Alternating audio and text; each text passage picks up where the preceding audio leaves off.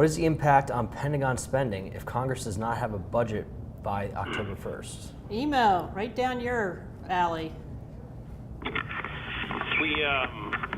Pentagon is quick bottom line up front is it's bad news for the Pentagon. It's also bad news for defense industry. And the reason is you're continuing to spend only at the rate that you spent in FY17 under continuing resolution. You're not allowed to do any new starts. Ships, for example, are considered new starts, each and every ship. You're not allowed to change any production values. So there's a planned ramp in production of the JSF that would not be allowed to occur. It can only produce at the rate prior. So you're not allowed to do it. And also there's an air of uncertainty created as to will there ever be a budget passed, and then you'll have people are going to hold back on putting the money out there. I'm going to be a little less sure if I'm going to get more money by Christmas or not.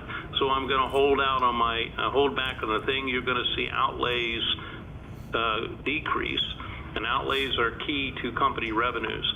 And the uncertainty coming on whether or not we actually go into sequestration is that if you spend as if you're going to get the money and then you don't get the money, then you have to make up for it in a shorter amount of time.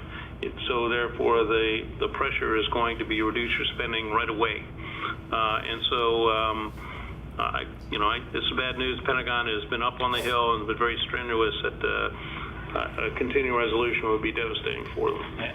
Emo, you touched a little bit on your remarks about the upcoming budget. Where do you think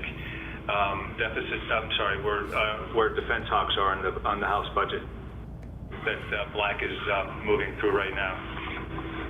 Well, I mean, this satisfies what the defense hawks, and I think there's actually consensus out there. We need to spend more money on defense, so you had to like that part of the budget. How you get there, I think then you split out the defense hawks as to sort of a fiscal aspect and a social aspect or getting reelected aspect.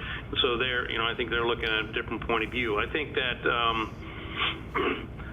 I'm not sure there's a lot of confidence that this budget resolution on the House is going to go anywhere anyhow. Yeah. And so I don't really think a lot of people are spending a lot of time on it.